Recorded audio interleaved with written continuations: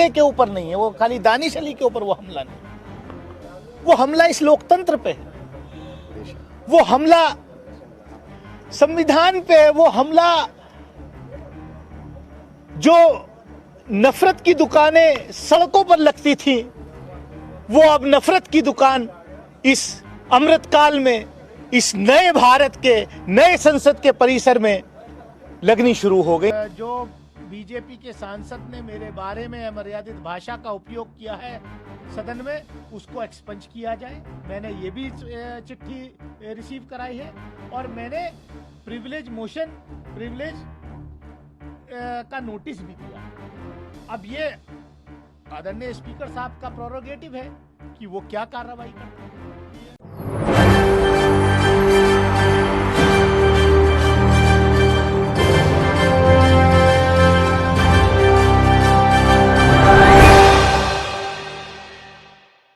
नमस्कार, मैं नाज़मीन खान और आप देख रहे हैं SPN 9 न्यूज़। इस्तीफा दो और इस्तीफा दो की मांग अब तेज हो चुकी है। ये मांग यहाँ पर भारतीय जनता पार्टी के सांसद रमेश बिधूड़ी को लेकर हो रही है। रमेश बिधूड़ी जिसने विवादित बयान दिया, रमेश बिधूड़ी जिसने आपत्तिजनक शब्दों का इस्तेमाल किया, रमेश बिधूड़ी जिसने अभद्र भाषा का इस्तेमाल किया, वो रमेश बिधूड़ी जो अपने आप को सांसद कहते हैं, वो रमेश बिधूड़ी जो ये कहते हैं कि जनता के हितों के लिए काम करेंगे, लेकिन जब भरी संसद में अपनी मर्यादा को भूल जाते हैं तो वो कैसे जनता के हितों के लिए काम करेंगे। तो ये सवाल उठ रहा है और ये सवाल उठना लाजमी हो जाता है जब विपक्षी पार्टी यहाँ पर बात करें उदयनिधि स्टालिन की, जब बयान देते हैं सनातन धर्म को ख़त्म करने की, बयान देते हैं कि सनातन धर्म एक ऐसी बीमारी है जिसे ख़त्म कर देना चाहिए, तो उसके पीछे पूरा केंद्र सरकार जुड़ जाता है। उसके पीछे माफ़ी मांगने को लेकर जेल जाने तक की कार्रवाई की मांग होने लगती है। उदयनिधि स्टालिन ने जो कहा वो गलत कहा, लेकिन केंद्र सरकार के इस सांसद ने जो कहा वो ठीक भी तो नहीं कहा। उसने भी तो कुछ ऐसे शब्दों का इस्तेमाल किया जो एक समुदाय को टारगेट कर रहा है।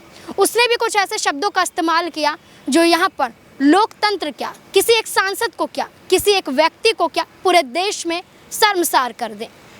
ऐसे में क्या कुछ रमेश बिधूड़ी कहते हुए नजर आ रहे थे, पहले आप वो वीडियो देखिए।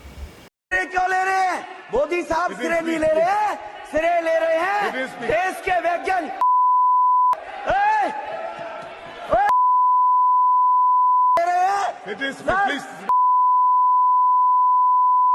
ये बता रहा हूँ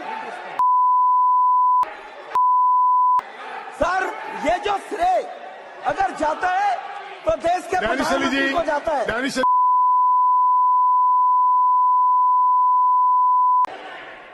सर अभी मैं बताना चाहता हूँ, अधीर रंजन जी अभी शोर मचा रहे थे, लिस्ट पढ़ रहे थे। उस लिस्ट में अधीर रंजन जी जब लिस्ट पढ़ रहे थे 1975 से लेकर अभी तक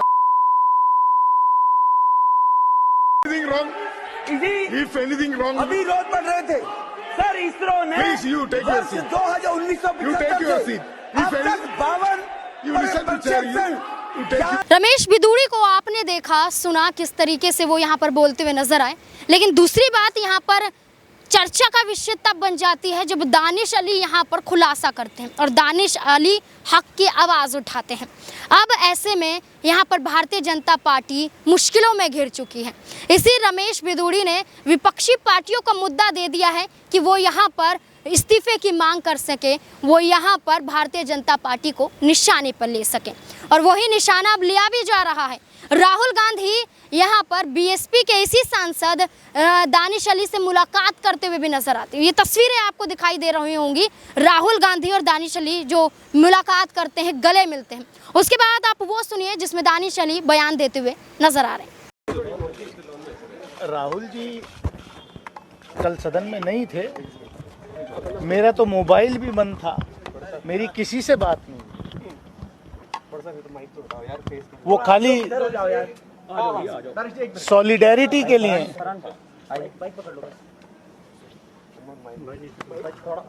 मेरा हौसला बुलंद करने के लिए वो यहाँ आए कि अपने आप को अकेला मत समझिए। इस देश के का हर वो व्यक्ति जो देश के लोकतंत्र में विश्वास रखता है वो आपके साथ खड़ा है। और क्या कुछ कहा राहुल जी ने? आपसे मुलाकात हुई रमेश बिधूड़ी के व्यवहार को लेकर, उनकी लैंग्वेज को लेकर? उन्होंने इतना ही कहा कि इसको दिल पे मत लीजिए, अपनी सेहत का ख्याल रखिए। दानी जी, आज लेकिन दिल पे लगने वाली बात तो है। दिल पर लगने वाली बात है। आज दिन भर काफी हलचल होती रही, आपने प्रेस कॉन्फ्रेंस की, उसके बावजूद भी काफी राजनीतिक प्रतिक्रिया आई और विपक्षी दलों ने काफी विरोध भी किया है, बयान का मांग की जा रही है अलग अलग तरह की। अब आप जब शाम हो गई है, किस तरह से इस पूरे प्रकरण को देख रहे हैं? आगे क्या एक्शन होना चाहिए, आप क्या चाहते हैं? मुझे इस बात का थोड़ा रिलीफ मिला है कि मैं अकेला नहीं खड़ा, कि पूरा विपक्ष की सॉलिडेरिटी मेरे साथ है और मैं अकेला नहीं हूं। वो जो हमला है वो मेरे ऊपर अकेले के ऊपर नहीं है, वो खाली दानिश अली के ऊपर वो हमला नहीं, वो हमला इस लोकतंत्र पे है, वो हमला संविधान पे है, वो हमला जो नफरत की दुकानें सड़कों पर लगती थी, वो अब नफरत की दुकान इस अमृतकाल में, इस नए भारत के नए संसद के परिसर में लगनी शुरू हो गई। इसका मुझे अफसोस है। दानिश अली का आपने बयान सुना, उसके बाद आपको ये बता दें कि यहाँ पर दानिश अली खुद इंसाफ की मांग करते हैं। दानिश अली ये कहते हैं कि मैं नहीं रुकूंगा, मुझे इंसाफ चाहिए। कैसे आप अल्पसंख्यकों पर निशाना साध सकते हैं? कैसे आप बार बार मुस्लिम समुदाय को टारगेट करते हैं? बखूबी लोग ये कहते हुए नजर आते हैं कि भारतीय जनता पार्टी का एजेंडा यही है कि कौन सबसे ज़्यादा किसी एक समुदाय को टारगेट करते हुए कितनी गलत शब्दों का इस्तेमाल कर सकता है, कैसे अपनी मर्यादा को भूल सकता है। तो वही यहाँ पर चीज़ें होती हुई दिखाई दी और दानिश अली और क्या कुछ खुलासा करते हुए नजर आ रहे हैं, देखिए जरा। तो धमकियां बहुत बार नेताओं ने, इनके मंत्रियों ने, सबने दी हैं, लेकिन ये सोचना पड़ेगा कि हम इस देश को अमृतकाल में किस तरफ ले जा रहे हैं। आप तो बड़े सॉफ्ट स्पोकन हैं, कैसे हो गया? सर्कमस्टांसेस क्या बना था कि आप वहां थे मौजूद? सर्कमस्टांसेस कुछ नहीं था। हम तो चंद्रयान पर चर्चा चल रही थी। देश को गौरव है, हर कोई देश के साइंटिफिक कम्युनिटी को बधाई दे रहा था, हमने भी पार्टिसिपेट किया। जब बीजेपी के सांसद रमेश बिधूड़ी जी बोलने को खड़े हुए तो उन्होंने अपने भाषण की शुरुआत में कुछ ऐसे अल्फाज यूज किए, खास तौर से आदरणीय प्रधानमंत्री जी के बारे में, कि लोग विपक्ष को एड्रेस करते हुए कि कुछ लोग इस देश में ऐसा सोचते हैं कि प्रधानमंत्री जी को डैश डैश डैश मौत मारा जाएगा। मतलब मैं वो अल्फाज यूज नहीं कर सकता कि ये हमारे देश के आदरणीय प्रधानमंत्री को उस रेफरेंस में वो वीडियो है, मैं अपने मुंह से नहीं कहना चाह रहा, वो उस वीडियो को देखिए। मैंने जो ऑब्जेक्ट किया, मैंने क्या कि आप देश के चुने हुए प्रधानमंत्री जी के बारे में को इस रेफरेंस में नहीं एड्रेस कर सकते, ये अनपार्लियामेंट्री शब्द है। उस पे वो रिएक्ट करके जो भाषण है वो सबके सामने है, क्योंकि सब चीज रिकॉर्ड पे है। किन किन नेताओं ने आपको अब तक कॉल किया, खासकर इंडिया अलायंस की तरफ से, क्योंकि यूनिवर्सली लोग इस कंडेम कर रहे हैं स्टेटमेंट का? कौन कंडेम कर रहा है वो वीडियो में भी दिखाई दे रहा है कि नरेंद्र मोदी जी के सरकार के 2 पूर्व कैबिनेट कुलीग्स उनके पीछे बैठे हुए हैं और वो हंस रहे हैं ठहाका मार के। जो बहुत अच्छी तरीके से हर्षवर्धन जी दिखाई दे रहे हैं, रविशंकर प्रसाद जी उसमें दिखाई दे रहे हैं खिलखिलाते हुए। नहीं मतलब ये दानिश अली के बारे में जो हो रहा है वो कोई, वहां एक मेंबर ऑफ पार्लियामेंट की हैसियत से हूं मैं, वहां किसी पार्टी के या उसका नहीं, ये सदन की मर्यादा का उल्लंघन है। और बीजेपी के सांसद वरिष्ठ नेता बैठ के पीछे पेट थपथपा रहे हैं कि बहुत अच्छा तुम बोल रहे हो। रक्षा मंत्री ने इस पे खेद जताया है और इसके लिए माफी मांगी, इस पे आप संतुष्ट हैं? उन्होंने सर वार्निंग दी, आपको लगता है वार्निंग काफी है केवल? रक्षा मंत्री जी ने रक्षा मंत्री जी ने जब हम वहां प्रोटेस्ट करते रहे, तब रक्षा मंत्री जी उठे और उन्होंने कहा कि मैंने सुना नहीं है, लेकिन अगर कुछ ऐसा कहा है जिससे हमारे विपक्ष के सांसद को ठेस पहुंची है तो मैं खेद व्यक्त करता हूं। सुना नहीं, रिकॉर्ड पे है, अगर कहा है। क्या है ये? आप विपक्ष के नेता को, लोकसभा में विपक्ष के नेता को यही सरकार मोशन मूव करके जो है सस्पेंड करा देती है। खाली कंपेयर का एक किसी को कंपेयर करने के लिए प्रधानमंत्री जी को किसी भगोड़े के रेफरेंस किया। अभी भी दूसरे हाउस में 2 मेंबर सस्पेंड हैं। आप आवाज दबाना चाहते हैं क्योंकि दानिश अली विपक्ष का सांसद होने के नाते सरकार को लगातार जो है टोस पे रखता है। जो मेरा दायित्व है उसको मैं निभाता हूं और निभाता रहूंगा। आपने बड़ी लाइन खींच दी है, या तो कार्रवाई हो या आप इस्तीफा देंगे। आपने बड़ी लाइन खींच दी है, या तो कार्रवाई हो या आप इस्तीफा देंगे, ऐसा आपने खुद कहा। आप कह रहे हैं कि अगर सदन में महोदय कार्रवाई नहीं करेंगे सभापति, तो आप भरे मन से सदस्यता छोड़ने पर विचार कर रहे हैं। तो कोई टाइमलाइन है, कितने दिन का वक्त? नहीं, मैं ऐसे मतलब अगर मेरे राइट्स वहां प्रोटेक्ट नहीं होंगे, जो आजादी मिली हमें, जो बाबा साहब डॉक्टर भीमराव अंबेडकर उनके साथियों ने जो संविधान लिखा,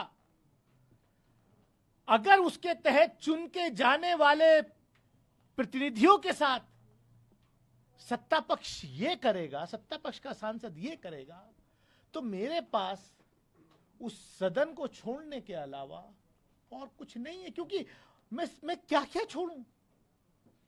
उस सांसद ने तो ये भी कहा कि बाहर निकल देखता हूं। मैं किसके पास जाऊं सुरक्षा के लिए? मैं किसके पास जाऊं प्रोटेक्शन के लिए? मैं क्योंकि आदरणीय लोकसभा स्पीकर हमारे जो हैं गाइड हैं, हमें वो प्रोटेक्ट करते हैं। हमें पूरी आशा है, पूरी उम्मीद है कि वो हमारे अख्तियारातों को जो हमारे उनको वो जो है बचाएंगे, वरना कैसे चलेगा? मामला सिर्फ आपका नहीं है, बहन जी से बात हुई आपकी, मायावती जी से बात हुई। खबर आ रही है कि स्पीकर कह रहे हैं कि उन्होंने वार्निंग दी है। कहा जा रहा है कि रमेश बिधूड़ी को इस मामले में वार्निंग देके छोड़ा गया है कि अगर आगे ऐसा करते हैं तो कार्रवाई होगी। क्या आश्वासन? मुझे कमेंट से वो स्पंज करने के लिए कहा। मैंने दोनों चीज के लिए चिट्ठी दी है कि जो बीजेपी के सांसद ने मेरे बारे में अमर्यादित भाषा का उपयोग किया है सदन में, उसको एक्सपंज किया जाए। मैंने ये भी चिट्ठी रिसीव कराई है और मैंने प्रिविलेज का नोटिस भी दिया है। अब ये आदरणीय स्पीकर साहब का प्रोरोगेटिव है कि वो क्या कार्रवाई करते हैं। टीएमसी की तरफ से दानिश जी कहा जा रहा है कि ये सिर्फ अनपार्लियामेंट्री लैंग्वेज का मामला नहीं है, हेट स्पीच का मामला है। रमेश बिधूड़ी को सस्पेंड किया जाए, प्रिविलेज मोशन मूव किया जाए।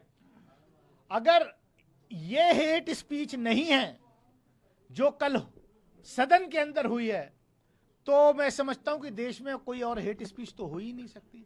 जब भाजपा के नेता सांसद लोकसभा के अंदर, पार्लियामेंट के अंदर ऐसी हेट स्पीचेस कर सकते हैं, तो ग्राउंड पे तो क्या हाल होता होगा, ये पूरा देश और दुनिया देख रहा है।